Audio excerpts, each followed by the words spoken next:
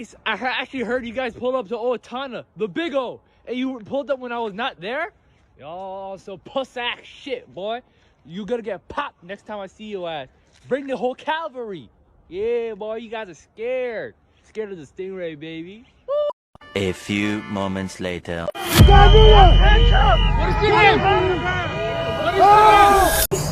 is it? Blue, go piece. Get out of the car. Go piece. Go piece. Right now. Okay. Lay on the ground. Okay. Relax. Just lay on the ground. Chill out. Okay. Persian Christian here, ex-Muslim, born and raised in Iran. So you have to listen to me. I have the perfect solution for y'all. If the Western countries and all the liberals don't open up their fucking eyes, what happened in Sydney, Australia can happen anywhere else, just like it's been happening in the past few decades, and y'all just wanted to ignore it and be like, it's not about Islam. It is about Islam. It's written in their scripture, in their hadiths and in Quran. Look at this. It's not me saying this. It's written. This is evidence. So if you want to argue, you have to be well knowledgeable. You have to be well equipped with the right knowledge, okay? So study this. And let me tell you something. Islam destroyed the country that I was born in, Iran. Iran got destroyed by Muslims, by Shia Muslims, right? Every single country surrounding Iran is not really doing good. Just look at them. Afghanistan, because of Islam. Syria, Lebanon, Iraq, Yemen, Oman. How many more countries? Isn't it pretty obvious that yes, Islam is not able to progress. Islam is not able to create a well-maintained society. And don't tell me about UAE. You know UAE is liberal. You know UAE is going through a whole different route. So don't use them as an example. When Muslims took over, when Muhammad was taking over, Islam started from one city, Mecca. They went to a city named Yathrib. They renamed it to Medina after killing all the Jewish tribes. So when they follow a guy like Muhammad who had all those vibes and who raped a 6-year-old girl named Aisha and who killed all these people just because he wanted to expand, obviously this is going to happen right now. That his followers gonna go to different countries and kill innocent people because they think this is a jihad. Not all Muslims are bad people. I want to argue that 80% of the Muslims are victims of a long-term systematic Islamic invasion in their countries. Syria was a Christian nation. Lebanon was a Christian nation. Egypt was a Christian nation. Persia was Zoroastrian. They're all Muslims right now. They don't even know why they're Muslims. Did you know that Coptic Christians used to mark their kids with a little cross after the Muslim people took over, after the Islamist people took over, because they used to kill Coptics, and Coptics didn't want their kids to forget that they are born Christian. The same thing will happen over here if you don't fucking open up your eyes. It's written in Quran and Hadith. I'm not making up anything. I have great Muslim friends. They don't even know why they're Muslims. They drink and they smoke and stuff like this. So you're not a full Muslim. Just accept it. Just leave it behind. But the solution to all of this, close down all the Islamic centers everywhere, especially United States. Because they don't want you. They hate you. So how can you have a center in a country that you hate them? Close them down, kick out all the muftis and ayatollahs and whoever is related to them and all the Islamist people. And if you're Muslim, you want to come over here, you have to write down that I'm leaving Islam behind legally. Done. I'm blocking the derechos humanos, okay? I got to the derechos humanos.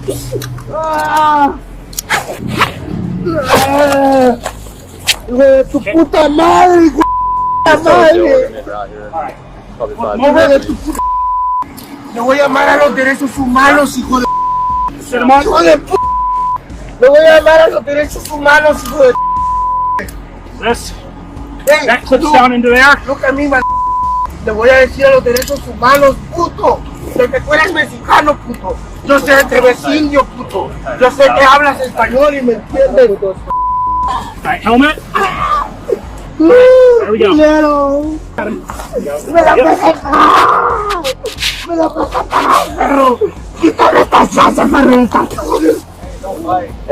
Stop it, dude. I need someone to grab those legs. Tiraron derechos humanos, perro. Okay, brother. Right now, tag me. On May 25th, 2025, officers in Washington respond to a transit security call about a man reportedly carrying a switchblade on a public bus. What starts as a disturbance call quickly turns into a situation involving alcohol, a possible weapon, and an increasingly unstable individual in a crowded public space. Hi, my name's Eric. I'm with the transit security supervisor. I have a person who just rode up on our 90X and got off the Skagit station that was brandishing a large switchblade style knife and was causing a disturbance in the back. He just urinated on our bushes here at Skagit Station. He's starting to get a little irritated now that we won't open the bus for him. We're all standing down at the south end of the pad, and he's standing next to the bus yelling down to it. Is she white, black, Hispanic, Native, or Asian? Looks Hispanic. Okay. The key issue in the initial 911 call isn't just the knife, it's uncertainty. Security can't confirm whether the blade is still on the man or left inside his clothing on the bus. From an officer's perspective, that changes everything. An intoxicated person plus an unknown weapon location equals an unpredictable threat, especially in a transit hub where bystanders are nearby and movement is constant. This is why officers respond quickly and don't attempt prolonged negotiation in an open public area. Hey, stop! Stop! I wanna come into the D6. D6? I'm gonna put you in handcuffs, okay? Drop what you have. Put your hands behind your back. I'll put you in your handcuffs, okay? Yeah, I know. Hey, listen. Stop. Listen, I know. Hey, don't tense up. Don't tense up. That's a bad idea, buddy. It's no. You just need to relax. You need to slow because only my sweater is in the 90X, you know? I'm coming the 206. I'm working tomorrow. When officers make contact, their language is direct and minimal. They're not asking questions or debating events, they're establishing physical control first. You'll notice the suspect repeatedly references his sweater, his job, and needing to leave. That's common in these encounters. People often fixate on one detail as a way to regain a sense of normalcy or control, but officers can't address personal concerns until they've resolved the safety issue. With a reported weapon and visible agitation, securing the person comes before sorting out property or explanations. Alright. Hey, relax, dude. Stop. Just chill. Alright, at this point, you're under arrest. I'm with my son. I didn't go and sleep my house. Relax. I need to relax. Hey, listen. We'll figure it out. My sweater, I'm relax, okay? Okay? I'm relaxed. Pull my sweater. My sweater is in the 90X. My friend, we're gonna figure it out, okay? Right now, I just need you to chill. My cigarette and my weed, I need it back. I need it be back, okay? Okay. I'm gonna read you your rights, okay? You got the right to remain silent. I go my house, but you wanna go to the ghetto, it's okay? Go to the ghetto. Go to the Are you gonna listen? I don't need it. Okay, you have the right to remain silent. What are you doing? When officers attempt to read his rights, it's clear he's not processing the information. He interrupts, becomes verbally aggressive, and shifts rapidly between emotions. This isn't uncommon when alcohol or emotional distress is involved. From a practical standpoint, it limits how effective verbal de-escalation can be in that moment. Derechos humanos, I go to say derechos humanos, I say, He has the wrap in his car in case you're not using it. I got one for us. Perfect. Okay. Somebody standing in the back, and then I had another rider say, "Hey, you want to call somebody? Somebody's harassing people." okay. And then so I know from the voice, but I could see him standing, and then sitting, and then standing. Okay. And then we pulled the chuck, called security. They met us. Eric came on the bus, and then. While one officer manages the suspect, others focus on evidence, witness statements, damage documentation, and confirmation that the knife was recovered. This split approach matters. Body cam footage often makes it seem like officers are ignoring the suspect, but in reality, they're building a factual record that determines what happens next legally. Yeah, we're working on there right now. It smells like alcohol stepping off the bus. Yep. So I had people come up after we got here and said he's got a switchblade in the back, and that's the sweatshirt he was asking for. But there's That's a rip. Is that his jacket? That's his. Okay. Yeah. Okay. So did you see him sitting back there? I saw him sitting there. Then when the people here came up, I don't know which guy is which. He came up and said, "You know what? Some guy's harassing people back there." Okay. I said, so I called. Okay. You sat in the seats and We did, yeah. So we have Malmes. This is his jacket that he was asking for when he was outside. There are two witnesses I took photo of. There was two people who saw the incident and told the bus driver. He saw him in that area. I took photo of the damage. I think it's gonna be less than 750. I mean, it might be more. I don't know. It's the government. But... ¡Huevo! ¡No la van a cerrar! I wanna talking to you. Hey, listen to me. I'm going working tomorrow. Okay? Where? Look my flyer. Look. At this point, additional behaviors, spitting and attempting to advance toward others, further escalate the situation. As the suspect continues to kick, yell, and resist, officers move from standard handcuffs to additional restraints. We're gonna go in additional restraints, okay? Like, we'll put a helmet on you and put you in this thing called the wrap. You need to chill. You need to chill. He's gonna keep acting up.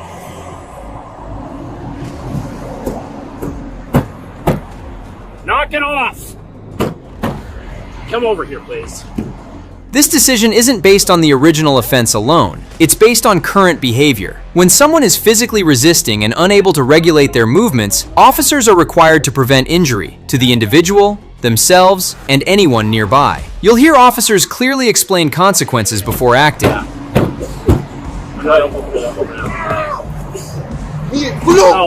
Look, go piece. Get out of the car.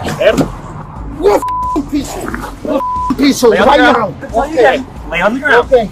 Relax. Just lay on the ground. Chill out. Okay. I'm blocking the direction woman, okay? I go to the direction woman. Lay your streets first. It's right there, right? Lay your streets first. I'm just grabbing this other one out. All right, here. I go to the direction woman. Tighten it up more. Move it up off your shoe. American people. There you go. I'm from Honduras. Lift the legs up. Now. All the way up.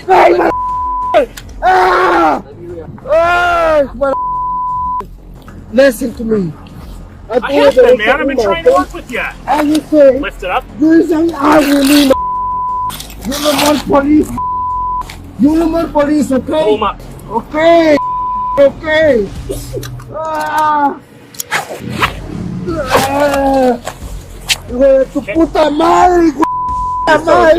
It's kind of ironic, isn't it? A few minutes ago, he's terrorizing an entire bus, and now he's suddenly talking about human rights. Le voy a llamar a los derechos humanos, hijo de This.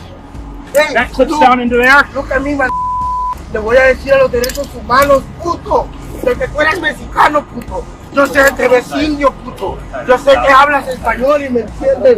Hijo de yo sé que hablas español.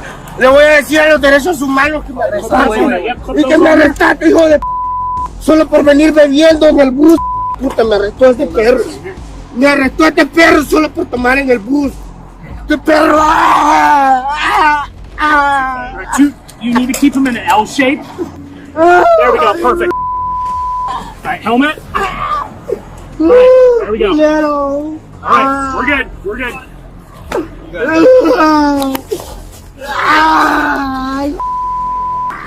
I got him.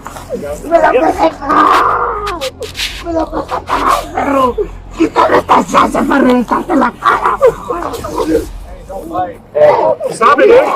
I need someone to grab those legs. He's got in my radio. Hey! Move! I'm running out to the jail with him. He's in the route, but I'm gonna need some help in the vehicle side. You animal or you humano? You human? You man or you animal? You asking me if I'm a man or an animal? Huh? You animal, huh? I guess why you put it in the floor? Why you put it in the esposa? Why you angry for me? Why? I don't know why. I don't need it. You no animal.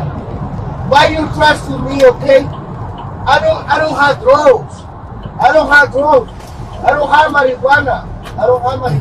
Get out the car. Hey, Mount Vernon, one male in a wrap. Sounds good. Come on in. You understand everything, huh? Get out the car. I don't want to stay here. Get out. Stop spitting in my car, man. Stay in your car. Stop spitting in my car. What are you doing, man? You're gonna get an additional charge. What are you doing? What are you doing? Do it! During transport, the suspect spits repeatedly and attempts to bite. At that point, officers introduce a spit hood.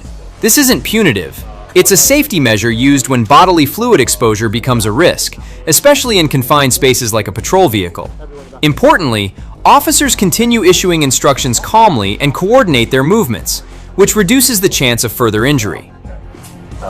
He bites. I guess we'll put the spit hood right on. Yeah, we put the helmet on first. Yeah. He's trying to kick the doors out and stuff. So. You understand? Yeah. I'll keep back, but you would say, I don't know you. You know, I don't say only you right now. Another police, go to prison right now. Ready? Yes. I'm gonna slide you right out. You put in the car, and you keep out these. The charges at the end of this incident reflect the full sequence of events, not just the initial call. They include weapon-related offenses, property damage, assault on officers, and resisting arrest. From an analytical standpoint, this case shows how behavior after contact can dramatically affect outcomes. Had the individual stabilized after detention, the incident likely would have remained limited in scope. Instead, continued agitation expanded both the response and the legal consequences. Encounters like this are rarely about a single moment. They're shaped by uncertainty, impaired judgment, and how both sides respond as conditions change. This case illustrates why officers prioritize control first in public settings, and how quickly a transit disturbance can evolve when weapons, intoxication, and emotional instability intersect. No, that's a smirk on her face, and you'll see what we're talking about here. So here is Ilhan Omar speaking about the Hanukkah mass shooting that happened in Bondi Beach in Australia, also Brown University shooting as well. And she is on the MSNBC, well, MS now, formerly known as MSNBC, and they're talking about what happened, and her reaction and her smirk is actually kind of crazy. I just want to show you this. And then she also goes to blaming guns, not people. Take a listen. We are following these shootings in Australia and in Rhode Island. There was a shooting in your district not that long ago, a mass shooting. Yeah, no, I'm going to be honest. Like, when I first saw this, I saw this on Dave Rubin, and I thought maybe he was stretching it. But the more I look at this video, the more that I see that she is smiling for this. She is smiling about this. Like, she is flat out smiling about this. Ladies and gentlemen, let's actually play this back. Out what happened in Australia. Note the smile right at the top. We are following these shootings in Australia and in Rhode Island. There was a shooting in your district not that long ago, a mass shooting. This is yet another bad day for America. Yeah, I mean, we are still recovering from the shooting at Annunciation Church. It is a tragedy that this has become a normal occurrence. Not just in the United States, but now seeing it in Australia, who's worked really hard to create gun prevention laws to prevent the kind of tragedy that took place today. Thank you. All right, so to be clear, maybe we can grab it back for a second, but she literally smiled. We are following. She smiled when he said, yeah, look at this. I mean, she's smiling when she's talking about the attack, okay? This is someone who is for globalizing the Intifada. Globalizing the Intifada is killing as many Jews and who happens to be standing somewhere near a Jew as someone who happens to be standing near a Jew as possible. But let's leave that with her now. Of course, they want to make this about guns. This is not about guns. A gun is a tool, just like a hammer. Yeah, I saw that everybody is trying to make this about guns. Like, she literally sat up there throughout it and was trying to make it about guns. And what's even more disturbing about all of this, ladies and gentlemen, is what the F? After Islamic terrorists took the lives of 15 people in Australia, the Prime Minister warns about right-wing extremist groups. Yeah, this isn't really going well right now, the narrative. I think a lot of people are screaming Islamophobia, and a lot of people are screaming back that Islamophobia does not exist, and for many different reasons that I'm about to tell you. But let me actually play this clip. We take ASIO's advice very seriously. We work closely with them. We receive regular updates as well. The Director General of ASIO has warned about a range of threats, be it anti-Semitism, the rise of right-wing extremist groups as well. And we continue to work closely with our security agencies. Yeah, so a lot of people in the comments are saying that there is a huge problem in Australia, that there is a huge problem of people not being able to assimilate to Australia.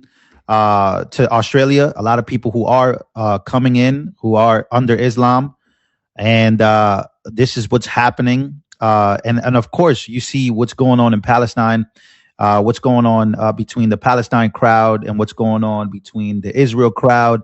And that seems to be spoiling over to other countries as well, ladies and gentlemen. That is spoiling over. But I want to go to the end of this because, as you can see, take a look at how the host just ends the show right here. That took place today.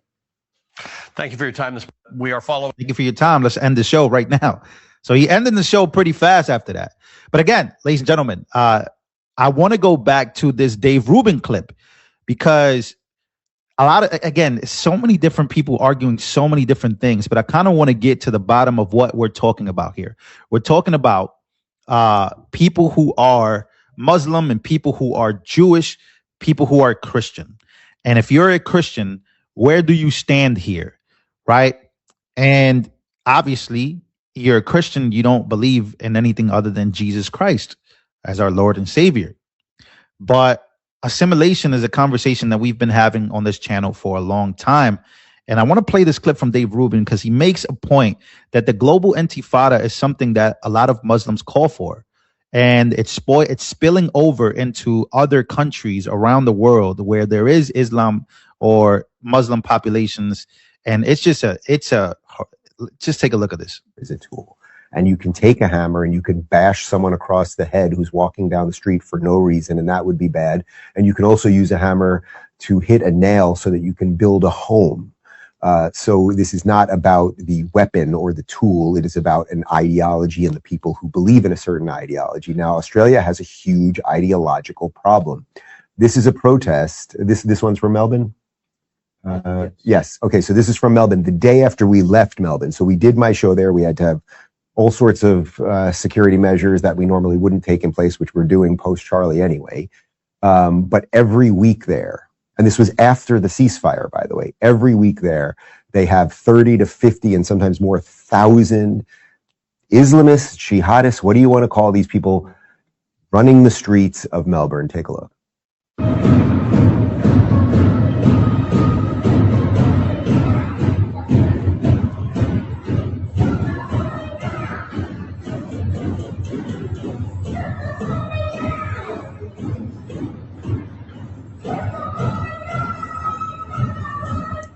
So, you know, everybody there, when we could find people who actually seemed like they were real Australians in Melbourne specifically, they said that they take over the streets I think it was every Saturday, if I'm not mistaken. And they shut down businesses and people know that you just can't go out, you can't get across town and everything else. What are those people doing in Australia? Now we go to the conversation that has been happening live on CNN between a conservative anchor and, of course, Abby Phillips when she is talking about cultures and assimilation. And this right here has to do with, of course, what happened with the Somalians in Minnesota, but what happened, again, of course, with the people that are actually being let in. And again, we talked about Australia and who they're letting in versus the problems that they're now having because people aren't assimilating to the culture. But what is the culture? What exactly do you assimilate to? Just take a listen to this. I think we should absolutely select the best of the best.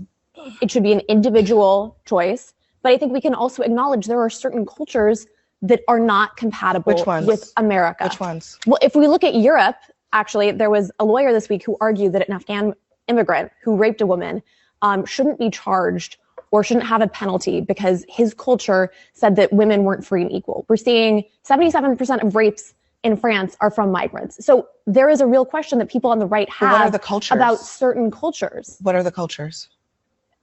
The cultures that are okay with that, the cultures that are okay with female genital mutilation. So, I mean, is it Afghanistan? Is it Africans? What is it? Like, well, I would how say are we gonna define 90+% of women have female genital mutilation. How are we going to define culture? What about the people fleeing female genital mutilation? Are you going to allow them in? Are they allowed in? I mean, if you are the Somali, if you are concern Somali is and you're a woman and you're welcomed fleeing, people who were fleeing, you're actually trying and they're to bringing leave it because with you. them. The FBI is now arresting if you people want for to bringing leave, that with them. if you want to leave another country, Afghanistan, because you want to be able to read, the United States says you are not allowed in because culturally you're not compatible with this country. How does that make sense? Well, I mean, look, my grandparents came from Germany and Poland to escape the Holocaust. And before they got here, the whole USS St. Louis was turned away because Jewish culture was determined at that moment as non-compatible. This is why vetting matters, though, and this is why the Well, I'm just saying, like, that was not okay then, and it's not okay now. If people are fleeing, right, and they can go through vetting, You're missing one big point. Matters. There's no country that takes more immigrants into it than the United States. That's right. We're the most generous country in the world. We are a country of immigrants. Yes, of course. Yeah, but that's, again, I'm pro-immigration, and maybe I don't care who is not pro-immigration. You can have whatever opinion you want, but pro-immigration, but the non-vetting part is kind of crazy, and that's why she says vetting matters. So I kind of super actually agree with her on that. But the conversation continues to take a left turn here, because I want to show you exactly what happened here. Well, I think it's important to have a conversation about America's not a charity. We have the opportunity and the ability to select who we want to come in and who we think is going to contribute economically and culturally. In Minnesota, we've seen 81% of Somalians are on welfare. 35% of Somalia's GDP is remittances. And now they've stolen at least $1 billion, maybe $8 billion. And so there's a question, the Somalian community. No, so there's a question of do we want to continue to allow the people... Somalian community did not steal $1.6 billion. The 60 or so people who were convicted or who were charged with those crimes, they are responsible. Why is this collective responsibility thing now suddenly in vogue? This is an important point to make, and this is something that I think the American people resonate with. Culturally, there are things that we do not want in America. Female genital mutilation happens in Somalia. We don't want that here. So I think it's okay to say, look, there are cultural things that we don't want to bring into America. Wait, look, there are people who we allow in this country who have multiple wives. They, polygamy. I don't totally want to encourage that. I don't want more of that. But they're here. They're Americans, just like everybody else. But I don't want more of that. That's the question. I mean, I couldn't afford that if I'm just being I'm just being honest. Talk about it. Wow, Abby Phillips. Abby Phillips, I don't get what you're arguing here. I really don't. I'm telling you, where the FBA is at, man. Where the foundational black. This is why I love Tariq Nasheed, man. This is why I look, because these arguments is so crazy to me, like that people make when it comes to especially when it comes to what is an American. But again, compatible, Western. Some people say it, but do they mean it? Some people say it, and what they're really saying isn't really that they're pro-immigration, that they're anti-immigration at that point. So I want to make sure that people understand my stance. And my stance is pretty simple. We got to vet. You don't vet, you get these crazy outlaws and people who go crazy. It's already bad enough that we got people in the United States of America who commit school shootings, who commit murder. We already have crime statistics already going crazy. Imagine trying to pile on that because you hate your counterparty. Like you hate Republicans so much, or you hate white people so much that you want to flood the country with people who are also anti. People are not seeing exactly what's really going on, which is sometimes why I understand why people like Elon and why certain people say what they say, and why foundational Black Americans have become anti-immigration, because they're noticing that this is not benefiting people who have been here for generations. What it is doing is erasing them. So Real America's Voice did a story up there in Minnesota about the Somali communities up there. And they're pretty much showing how parts of Minnesota is pretty much like third world countries at this point. Look like Somali. They look like the third world, yeah. Yeah, look like an African country.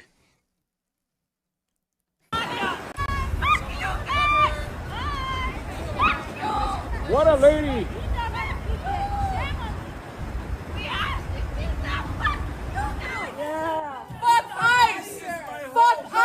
Fuck Donald Trump!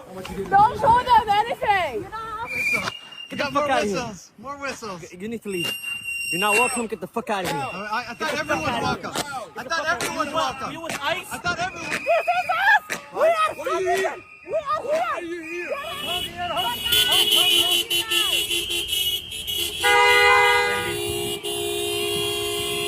Where are you from? Where are you from? That's what happens when you let the third world in. Spitting at officers. Spitting at officers, blocking traffic. Hey, nigga! Hey, shoot man! Nigga, I'm illegal, nigga! Bitch ass nigga! Shit, I just get them out of here. Make America great again. I'm John Fitzgerald, and I am a maga. Make America great again. Get them the hell out of here. Get them the hell out of here. You hear the way these guys are talking to him. Yeah, no, I want them gone. I want them out of here. They are the most unfriendly. We live right across the street from them. And there's been times where this whole cul-de-sac has been completely lined with Mercedes, BMWs. This is how they talk. Second generation. Hey, I'm right here though. Unbelievable. This is the problem. You got the second, third generation here. You invited them in, invite the illegals in, and then they have kids that hate this country, are taught to hate this country. And then you got neighbors living right across the street that have to deal with it. Yeah, but that's the thing. They're taught to hate this country, but love the Democrat Party. Mm-hmm. Yep. They actually bind representation in that state. Yeah. They actually bind people to vote for them. Yeah, he said a lot of them driving Mercedes, Benzes, whatever. Right. That's the reason why they can afford those vehicles. They're business people. They doctors, lawyers. Nope. Come on now, they driving Mercedes, BMWs. These are professional, hardworking people. No, the reason why majority of these people are on some kind of welfare. 81% of the people up in Minnesota, Somali immigrant households, 81% of them are on some type of welfare. Yeah. And look at this, the actual citizens of the country, 21%. Yeah, it's just a ruse, just a ploy to get more people to contribute to the Democrat Party. Yeah, Democrats. They actually bond their votes. Yeah.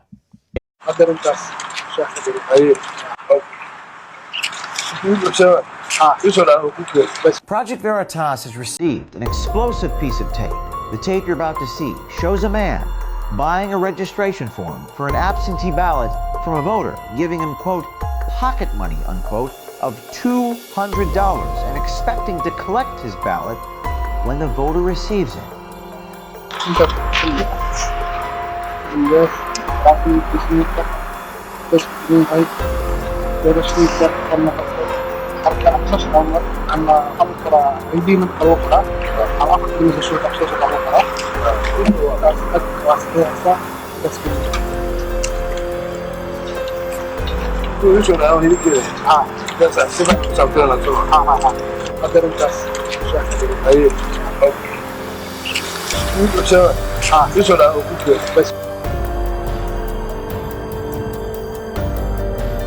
That's illegal. Why? You don't get illegal. Not license. How much? Good luck.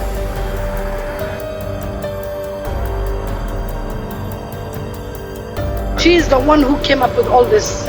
So she did it. She started this whole thing with the pay to vote. So the people that work for Ilhan are actually counting the ballots, counting the vote. And they become a manager in the prison too.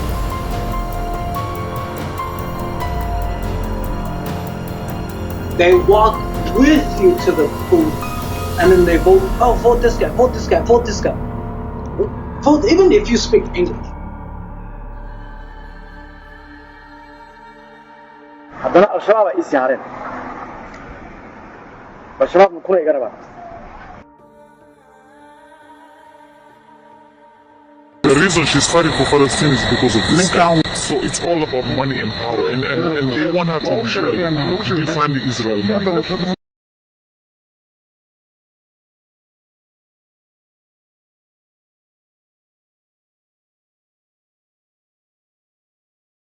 This is James O'Keefe. You know me for exposing the truth and holding the corrupt elite responsible and accountable. Democrats are actually have American citizens. They have American taxpayers subsidizing, bringing in the third world for their votes. Yeah. Crazy. They don't really care about the American citizen. No, they just want power. That's all they want. They don't care. There might be repercussions for me because, you know, but 15, 20, 25 know where I live. I ain't afraid. Yeah. Oh, hold on. Invite them in, invite the illegals in, and then they have kids that hate this country, are taught to hate this country. And then you got neighbors living right across the street that have to deal with it. There might be repercussions for me because, you know, but 15, 20, 25 know where I live. I ain't afraid. Yeah. I'm not backing down. If you could say something to President Trump, to tomhoman, what would you tell him? President Trump, start with Ilhan Omar, get her out of here and drag all of this business here, get them out of here. The problem is they're all been naturalized now. Mm-hmm. I don't think there's a high threshold you got to meet to take away their citizenship. I know. They actually have to be committing violent felonies, like unaliving people, stuff like that, before you can deport them. They got to be like really dangerous people. Yeah, we're Americans. Yeah. So I noticed you've got a for sale sign out here. How much of that decision has to do with the illegals and the Somalis that are here in the neighborhood? Oh, a lot. It's a major part of our reason why we want to get out of here. That's called white flight. I don't know what the hell took you so long. Yeah. Let my neighborhood, a bunch of immigrants start moving in. I'm getting the hell out of there while my property values are still high. But you know what? When they came with that term, white flight, they're trying to paint white America like they're like racist people. This guy's probably he's a genuine good guy. He's like, you know what? I'm going to give these people a chance. Yeah. I'm not going to believe all the crude stories about these people. I don't believe all these people are pirates. Right. Yeah. That's why he's like, yep, all that crap they said about these people are true. Yeah. I'm wondering, it's been a little over a year now that we've been on the market. Can't sell, hasn't sold. I have to ask, why not? This is a beautiful neighborhood, except for that. Yeah, nobody wants to move in beside that. With your tax dollars. Yeah, my tax dollars and your tax dollars and anybody who's listening to this and who sees this, it's your money too. And it just, there it is. What do you think of your governor and your mayor? Oh, it's another reason why we're leaving. We just get us out of here. I mean, I hate to feel like I'm the one that needs to leave, but that's how I feel. I'm the one that needs to leave. Jeez. Yeah, it's sad. Very sad. Very sad. Trump, get Ilhan out. Ilhan Omar, get her out of here. Chief O'Hara, our police will not assist ICE. What the hell is this? I mean, what's going on? markaan haddaan askarnahay Soomaaliyeed ininka ayna shaqeynaa habeenii maalinba ininka ayna taaganahay ma fahanteen horta sida ogtihiinba wadankan anaga qaxootiyan imaanay askar Soomaaliya ma jirin marka hadda anaga markiina la haygareeyay waxay noqotay inaan dadkeena u shaqeyno dadkii dhaqankii ma fahmeynaa luqadii ma fahmeynaa culture-kii ma fahmeynaa marka qofka kale ma taqaana ajnabiga abadaanka iyo anaga waa kala duwanahay because qofka gaabkii waxa we build that bridge kaas ma fahantay marka insha Allah waa mahadsantiin again ogaada askari kasta oo Soomaaliya dalka iyo dabadaba inuu inii shaqeeyaa habeenkii marka hurudaan iyo marka ma taqaana achieftaanba ininka inii taaganahay oo markaan haddaan askarnahay Soomaaliyeed ininka inii shaqeynaa habeenii maalinba ininka inii taaganahay ma fahanteen horta sida ogtihiinba wadankan anaga qaxootiyan imaanay askar Soomaaliya ma jirin marka hadda anaga markiina la haygareeyay waxay noqotay inaan dadkeena u shaqeyno dadkii dhaqankii ma fahmeynaa luqadii ma fahmeynaa culture-kii ma fahmeynaa marka qofka kale ma taqaana ajnabiga abadaanka iyo anaga waa kala duwanahay because qofka gaabkii waxa we build that bridge kaas ma fahantay marka insha Allah waa mahadsantiin again ogaada askari kasta oo Soomaaliya dalka iyo dabadaba inuu inii shaqeeyaa habeenkii markaa hurudaan iyo markaa mataqaanaa achieftaanba ininka inii taaganahay oo God bless you. Yeah, God bless you. What a sad reality. This guy's having to leave. This dude got balls of steel. This dude's got balls of like the size of cantaloupes. Yeah, he does good work. His house because of unrestricted immigration that invited people that have no allegiance and no love for this country in and ruined the neighborhood. And now he's feeling like he has to leave. What a shame. We got to do better, America. And it stole like $1 billion in aid for like kids, starving kids and kids with autism. Right. You have to be a pirate to do something like that. Yeah, and he's a good guy. No conscience. Yeah, and he's a good guy. He just waited too long. He should have, as soon as he seen, like, all you got, it's bad for me to say this, but as soon as he recognized what was happening to his neighborhood, he should have moved out before it got this bad. Well, yeah, I'm sure he's going to be able to sell it to another Somalian family. Yeah. Ain't no white people moving in there. Yeah. He might get lucky and sell it to some blue-haired freak. But the person that's going to buy that house from him is going to be a bunch of pirates. Yeah. Crazy.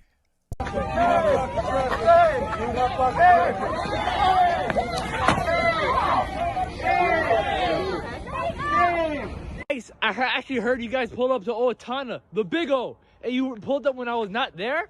Yo, so puss ass shit, boy. You gonna get popped next time I see your ass. Bring the whole cavalry. Yeah, boy, you guys are scared. Scared of the stingray, baby.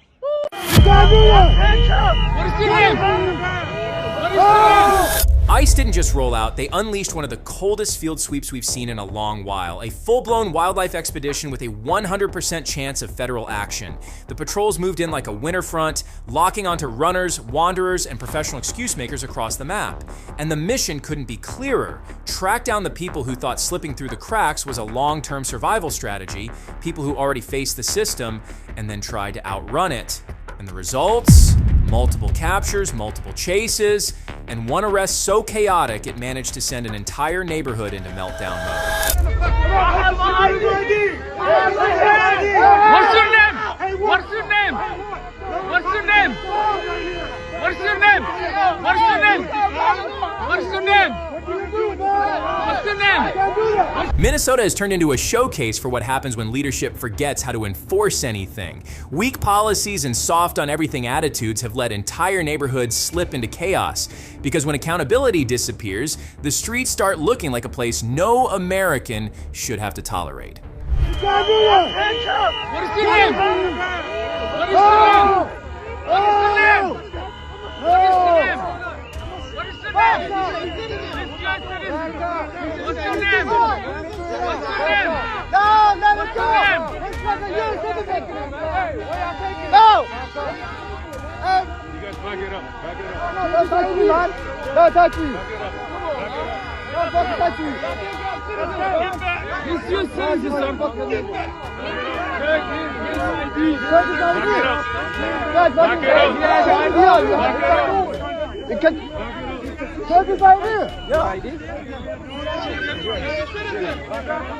up. What's your name? You have ID? Back it up. You have ID? Back up. You have ID? No? This ID shoot. Call 911. Call 911. Call 911. This is straight up obstruction, and anyone pulling this stunt should be held accountable. At some point, the country has to stop treating chaos as a personality trait and start enforcing the law the way it was meant to be enforced.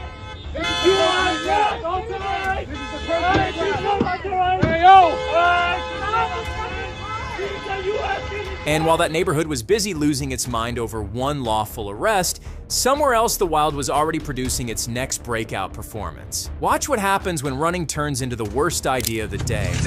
No, yo tengo papeles. No sé por qué tú estás hablando. Deme identificación. Siéntese aquí. How are they gonna sit on the fucking mud? Okay. You walk away, please. No problem. Come on. I'm gonna walk away. This is my fucking. Sounds like he's admitting this guy works for him, no surprise there. Cut rate employers love using off-the-books labor, right up until ICE walks in and ruins the discount. Hey, sir, if you're filming, you probably do, but I'll talk to you in a minute. All right, that's cool. He's got a card he's going to show you. You can film just back off. All right. ¿Ah? ¿A quién? ¿A tuyo? ¿A tuyo? ¿Por el phone?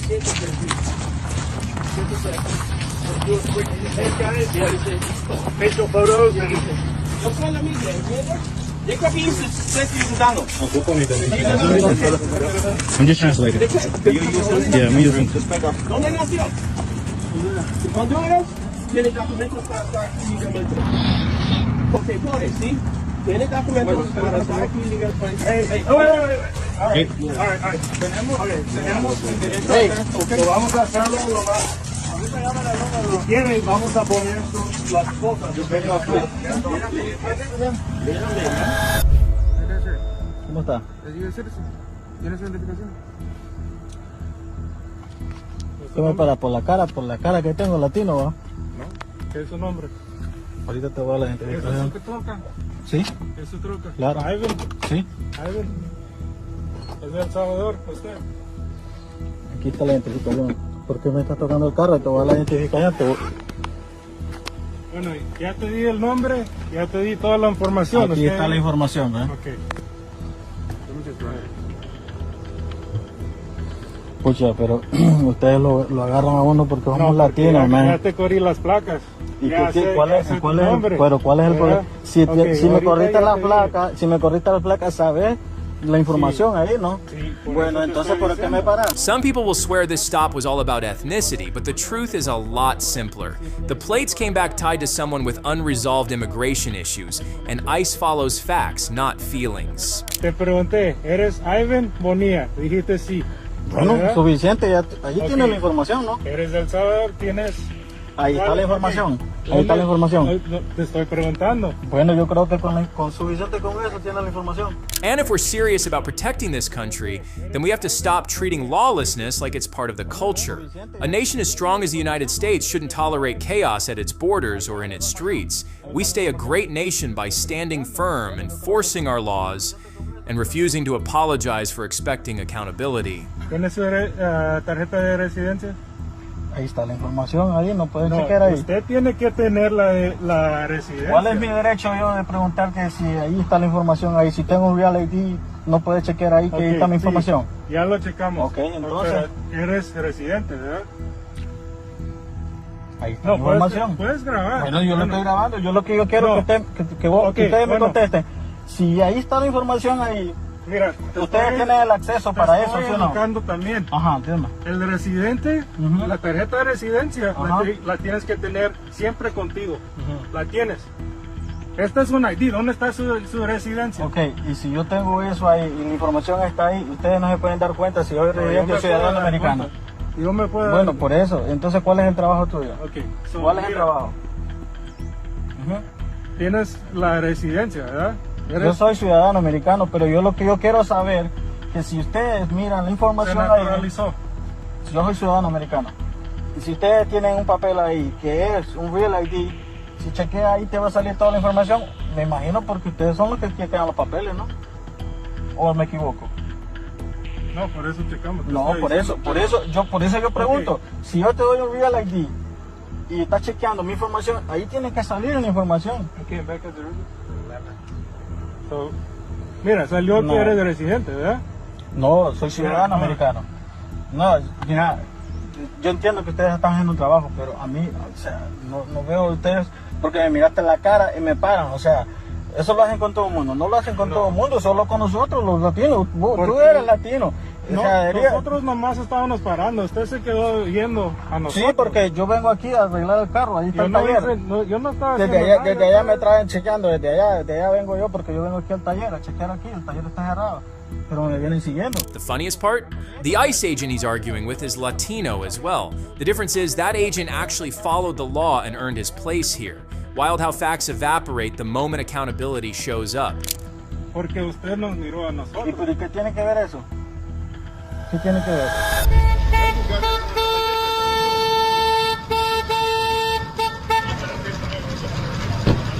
This is the end of his free ride in America, but your front row seat to real enforcement isn't going anywhere. I drop new ICE action almost every day, so hit subscribe and turn on the bell before the next takedown rolls in.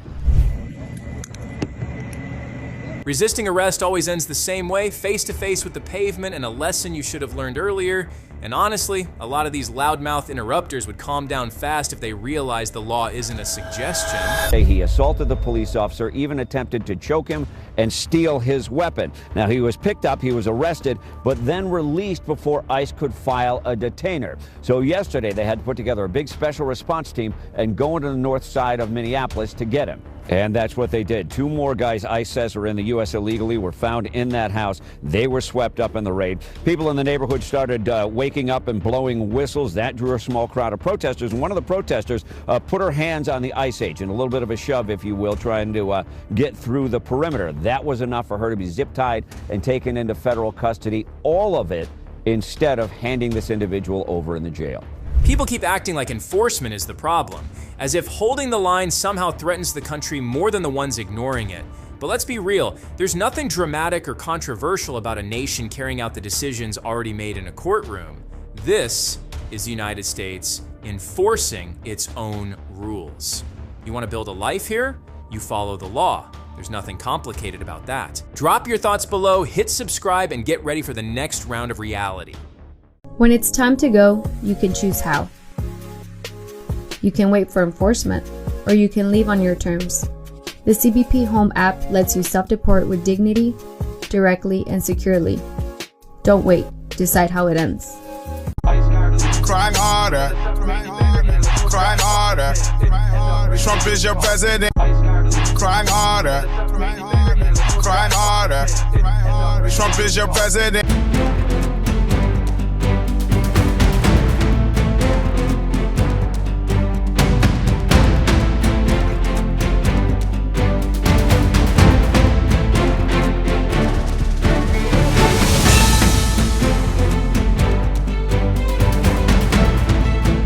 On the 3 unfired casings read, "Hey fascist!"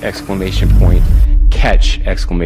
Do you think Donald Trump is a fascist? Yes, I do. No one has ever been more dangerous to this country than Donald Trump, and he is a fascist to his core. Hey, let me shut down the city!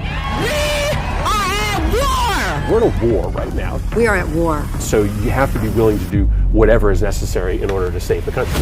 And that's why the gloves are off. Donald Trump and the MAGA Republicans represent an extremism that threatens the very foundations of our republic. And yes, there are many threats to democracy. We see it with these extreme candidates. I just don't even know why there aren't uprisings all over the country, and maybe there will be. You can only push people so far. And then they start to take matters into their own hands. What the American public want is for us to bring actual weapons to this bar fight. This is an actual fight. You know, this is literally call to arms. The MAGA movement is a threat. But Michelle says that, when they go low, we go high. No. With all due respect, if they go low, we don't go high. When they go low, we kick them. We take them to the mud and choke them out. And make sure that they stay down. And you know what? Kick them when they're down, because they deserve it. Get up in the face of some Congress people. We are going to be in your face. We are going to be on your... We have to fight this in the streets. We're going to fight it in the streets. It's time to step out of your comfort zone and step out into the streets. To our Republican colleagues, if you do not see the light, we will bring the fire. Resist! You and your little friend off of Twitter. Y'all about to find out. And if you see anybody from that cabinet in a restaurant, in a department store, at a gasoline station, you get out and you create a crowd. And you push back on them. And you tell them they're not welcome anymore, anywhere. He's not going to have a third term. He may not finish this term. Yes, the last few days you woke up thinking there might be news. Just saying. Just saying. There will be news sometime. Just so you know, there will be news.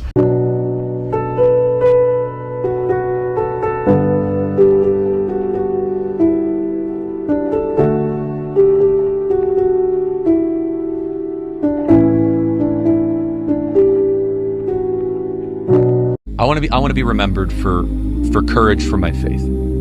That would be the most important thing. Most important thing is my faith in my life.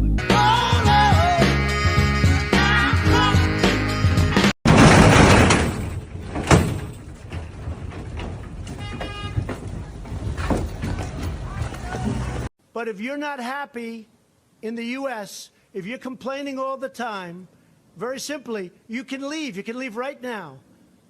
Come back if you want. Don't come back. It's okay too. But if you're not happy, you can leave.